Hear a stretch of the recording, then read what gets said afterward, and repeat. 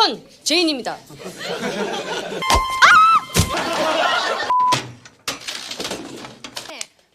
담배빵. 야!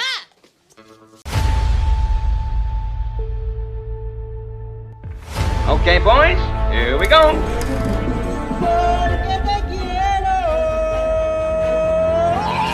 Halo semuanya, kembali lagi dengan Mimin di Celengan Film. Terima kasih buat support kalian semua yang udah setia nonton di channel ini. Di video kali ini Mimin akan bercerita tentang satu buah film berjudul Sis on Duty.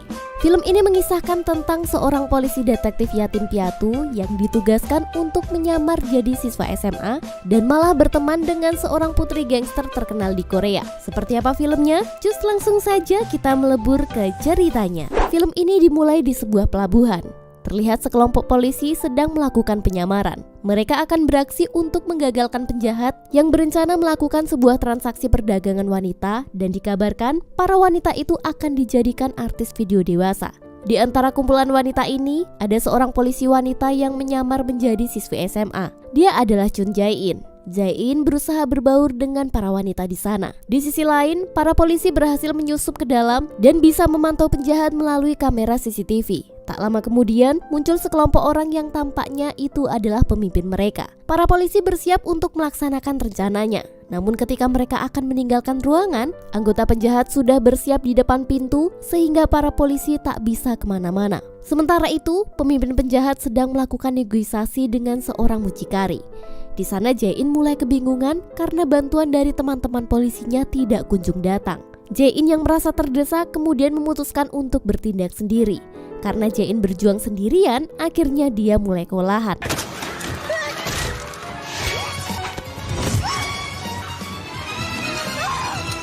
Tiba-tiba saja, sang mucikari mulai menodongkan pistol ke arah pemimpin penjahat. Ternyata, orang yang dirinya pikir sebagai mucikari itu adalah seorang polisi yang juga sedang dalam misi penyamaran.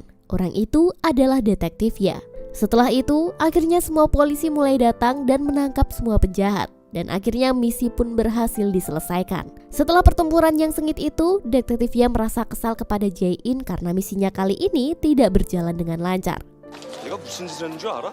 일본 쪽으로 밀항시킨 한국 야쿠자 조직도 한꺼번에 싹쓸이할 수 있었어. Adegan kemudian beralih pada saat si kapten polisi sedang mengadakan rapat. Dalam pertemuan itu, mereka membahas dua bos gangster terbesar di Seoul yang bernama Cha Yong-jae dan Bae Do-sang.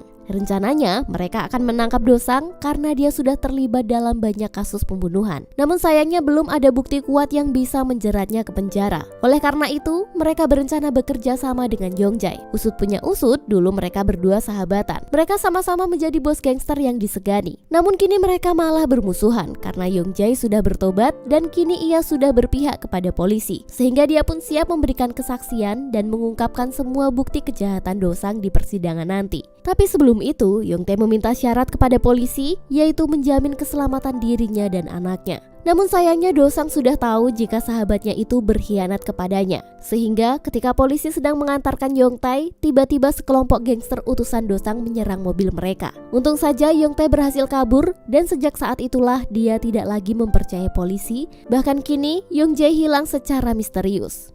Dan untuk mengetahui jejak Yong-jae yang hilang, sang kapten memiliki rencana baru untuk menangkap Do-sang, yaitu dengan melakukan pendekatan kepada anaknya Yong-jae yang bernama Cha Sung-hye. Dan dia ternyata masih SMA. Kemudian kapten berencana untuk menugaskan keponakannya, Jae-in. Ia diminta untuk menyamar sebagai siswa SMA dan memata-matai Sung-hye. Keesokan harinya, kapten langsung memerintahkan Jae-in untuk melanjutkan misi penyamarannya. Sebenarnya, Jae-in tidak ingin melakukannya karena dia sangat tidak suka kepada sekolah.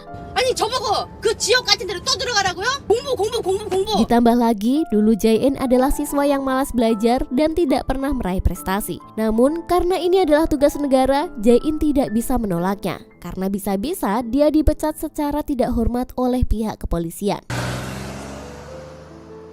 Walaupun dengan berat hati, akhirnya dia setuju untuk menjalankan misi itu. Setibanya di sekolah, Jae-in memulai hari pertamanya sebagai siswa SMA.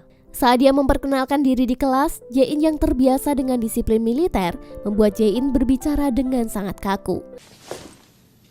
전 제인입니다. Hal ini justru membuat seluruh kelas tertawa mendengarnya. Setelah itu Jae-in berjalan menuju kursi kosong di belakang dan dia melihat Songhae ada di kelas yang sama. Tapi siapa sangka Jae-in disambut dengan sandungan oleh Jo-hye. Ternyata dia ini merupakan ketua geng gadis di sekolah itu yang cukup ditakuti. Setelah guru meninggalkan kelas, Jae-in mencoba bertanya kepada teman sebangkunya yang bernama Soyoung. Namun Soyoung mulai menghina Jae-in dengan mengatakan bahwa Jae-in menderita penyakit penuaan dini padahal dia masih sekolah. Tidak terima dengan perlakuan itu, Jae-in membalas dengan mengatakan bahwa Soyoung mungkin menderita penyakit kanker payudara karena ukurannya tidak sesuai dengan umurnya saat ini. Karena tak terima, Soyoung langsung meninggalkan kelas dan memanggil dekengannya, yaitu Jo-hye beserta anggota gengnya. Jo-hye dengan sok jagoan mengancam Jae-in untuk menantangnya berduel. Karena tidak takut, Jae-in menyetujui tantangan itu. Tak butuh waktu lama, geng Jo-hye dengan mudah dikalahkan oleh Jae-in. Dan setelah itu Jae-in meminta mereka untuk tidak berurusan dengannya lagi. 야, 너 앞으로 주먹질하는 컨셉 버려라, 알았어? 예. 버려야! Bahkan, kejadian ini disaksikan oleh seluruh siswa. Dan sejak saat itu, Jae-in mulai disegani di sekolah. Selanjutnya, Jae-in mencoba mendekati Songhae yang sedang makan di kantin sendirian. Ia memberitahu Songhae kalau ia adalah murid baru dan ingin mengajaknya untuk berteman. Akan tetapi Songhae malah menghiraukannya dan pergi begitu saja. Padahal sebenarnya Songhae ini adalah seorang yang ceria. Namun semenjak kematian ibunya, dia menjadi pendiam.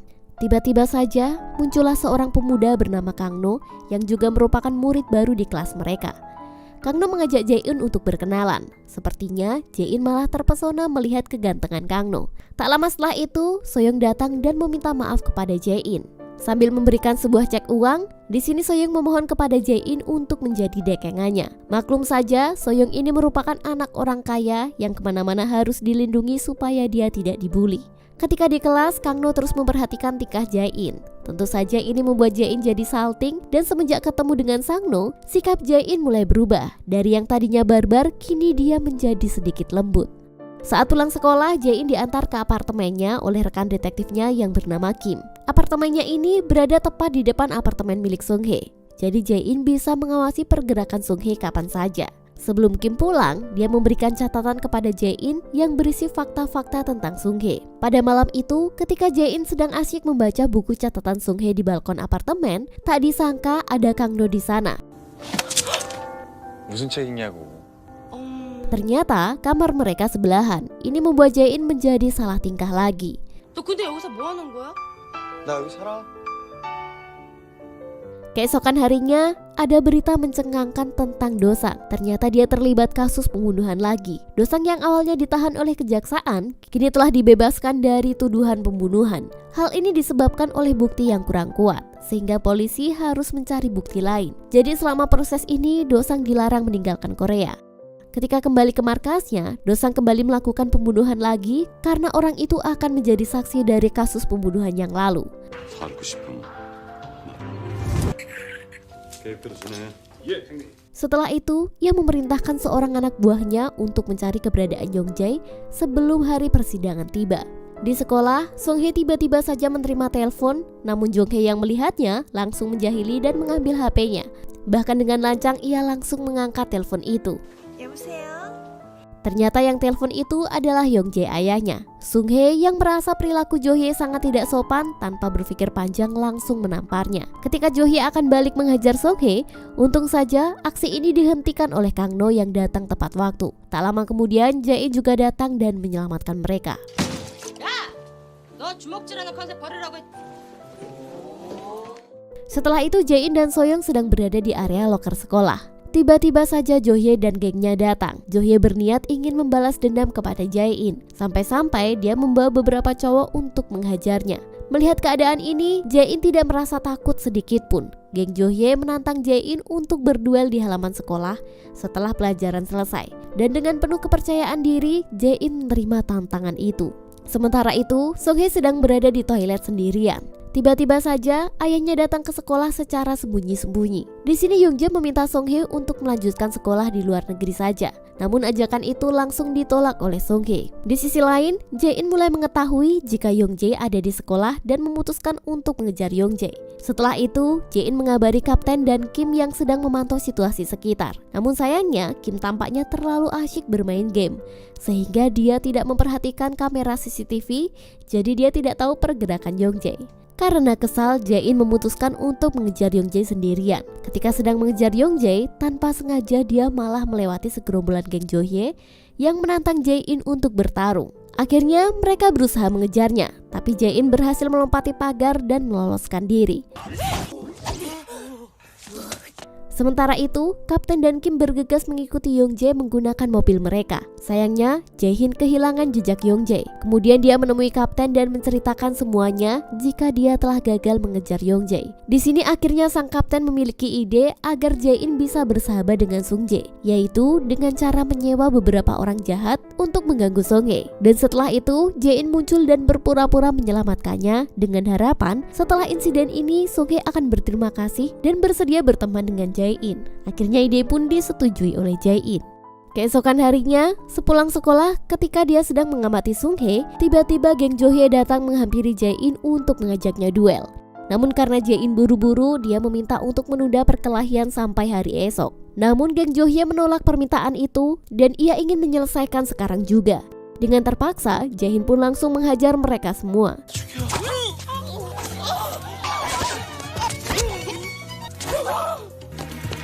Setelah berhasil mengajar mereka semua, Jae-in segera bergegas berlari untuk menjalankan misinya, yaitu menyelamatkan Sung-hae. Namun sayangnya dia sudah terlambat karena Sung-hae telah diselamatkan oleh Kang No. Sehingga rencana sang kapten sia-sia begitu saja. Malam harinya, ternyata akibat kejadian tadi siang, Jae-in jadi membayangkan kehebatan Kang No ketika bertarung. Sepertinya dia malah jatuh cinta dengan Kang No. Namun dia sadar jika itu tidak mungkin terjadi. Apalagi dia adalah seorang polisi dewasa, sedangkan Kang No masih seorang siswa SMA. Namun tiba-tiba saja ada seseorang yang mengetuk pintunya. Ternyata itu adalah Kang No. Seketika itu juga Kang No menyatakan cintanya kepada Jae-in. Ia pun langsung menciumnya.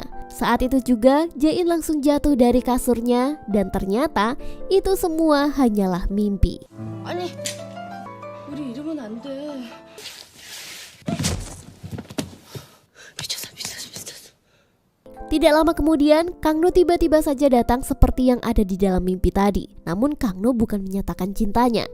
Dia hanya mengingatkan Jae-in untuk segera berangkat ke sekolah agar tidak terlambat. Karena ternyata ini sudah siang. Saat di sekolah, Jae-in terkejut dengan kehadiran guru baru. Yang ternyata guru itu adalah detektif Ya yang dulu pernah bekerja sama dengan Jae-in di pelabuhan. 내 이름은 조기훈이라고 한다. 앞으로 잘 부탁해. Melihat itu, Jae-in tak terima dan menemui sang kapten untuk menyatakan bahwa dia tidak ingin ada detektif Ya ikut terlibat dalam misi ini. Namun kapten mengatakan bahwa tugas negara tidak bisa ditolak dan Jae-in harus bekerja sama dengan detektif Ya untuk mencari keberadaan Yong-jae. Sementara itu, Dosang menanyakan keberadaan Yong-jae kepada anak buahnya, tetapi mereka belum bisa menemukannya. Tentu saja ini membuat Dosang kesal dan menyuruh anak buahnya untuk segera menemukan Yong-jae. Di sisi lain, Soyoung melihat Jae-in menerima sejumlah uang dari Om-om. Padahal sebenarnya pria itu adalah pamannya sendiri. Soyoung mengira bahwa Jae-in ini telah menjadi cewek bookingan.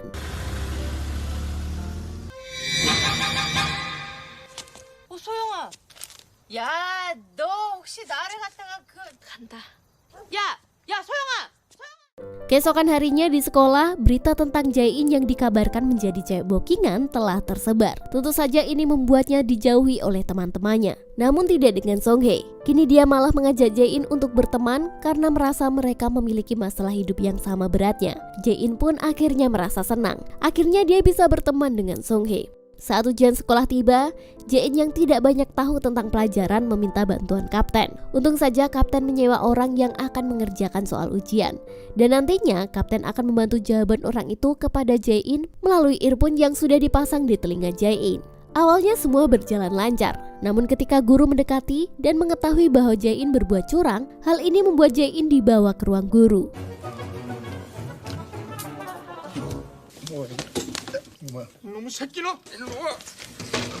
Di sana Jae-in dimarahi habis-habisan. Ketika keadaan sudah sangat mendesak, Jae-in yang tak dapat berbuat banyak akhirnya mengaku jika ia sebenarnya adalah polisi yang sedang menyamar. Tak lama setelah itu, sang kapten datang dan menunjukkan lisensi polisinya.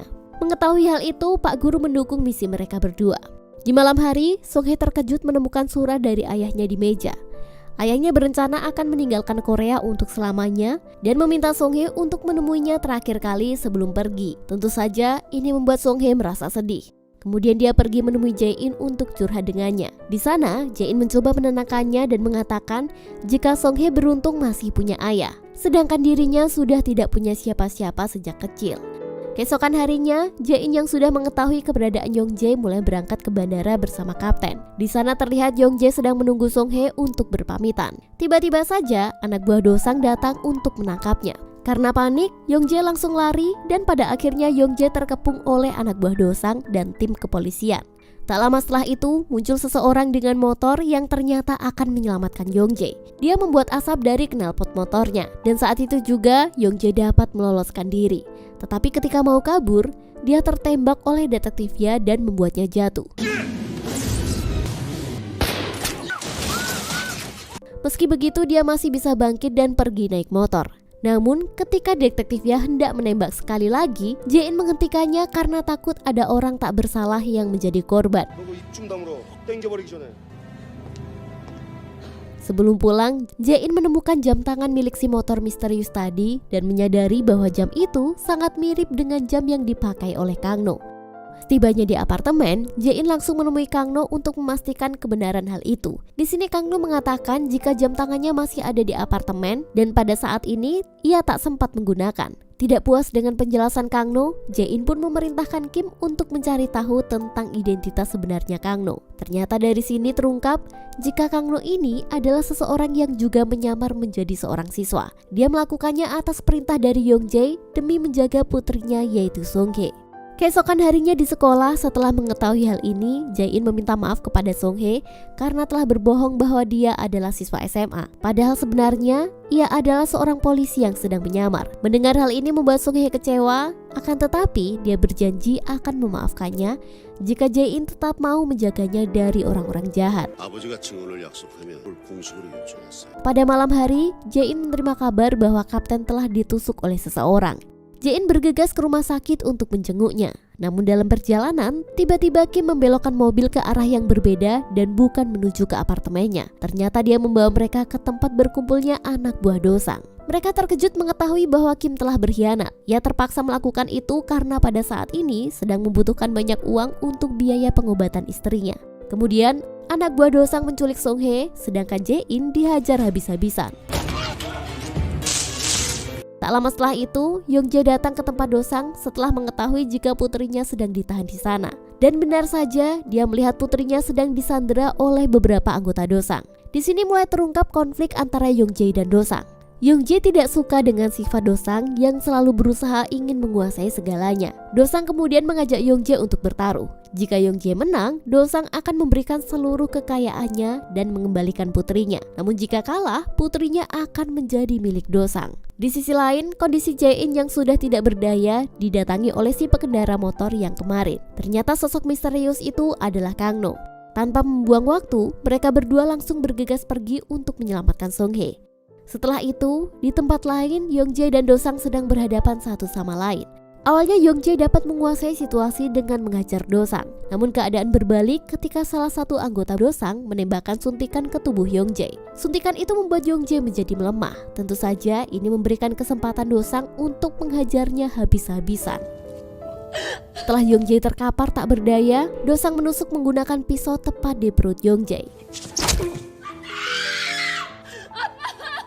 Melihat kondisi ayahnya yang tidak berdaya itu, membuat Song-hye teriak histeris dan tak kuasa menahan air matanya. Tak lama setelah itu, Jae-in dan Kang No pun tiba di lokasi. Mereka membagi tugas, di mana Kang No bertugas menjaga Song-hye, sementara Jae-in akan mengejar Dosang yang berusaha kabur. Pada saat akan kabur menggunakan mobil, Jae-in berhasil melompat ke mobil itu yang membuat sopir tidak bisa melihat jalan. Akibatnya sang supir malah menabrak. Melihat kesempatan ini, Jae-in pun langsung menangkap Dosang. Namun tiba-tiba muncul detektifnya yang menodongkan pistol ke arah Jae-in. Ternyata, detektifnya juga telah berkhianat dan memilih untuk bekerja sama dengan Dosang. Ia terpaksa melakukan itu karena Dosang menawari uang yang cukup banyak. Di sini, detektifnya juga mengaku jika dirinya lah yang telah menusuk kapten karena dia sudah muak dengan semua perintahnya. Mendengar pengakuan itu, membuat Jae-in marah dan langsung menghajar detektifnya.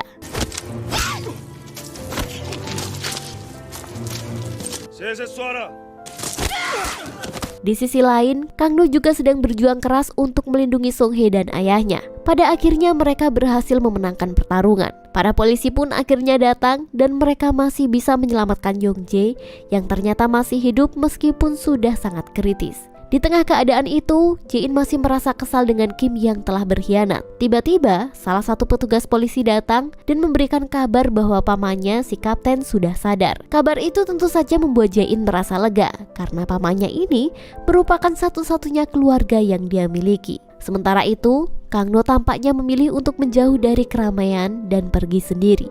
Di akhir film, kita melihat Jae-in kembali menyamar. Kali ini, dia menyamar menjadi seorang biarawati. Namun ketika ia sedang asyik mengejar targetnya, tiba-tiba saja targetnya dicegat oleh seseorang hingga membuatnya terjatuh. Dan ternyata, orang yang mencegat itu adalah Kang No. Dan film pun tamat.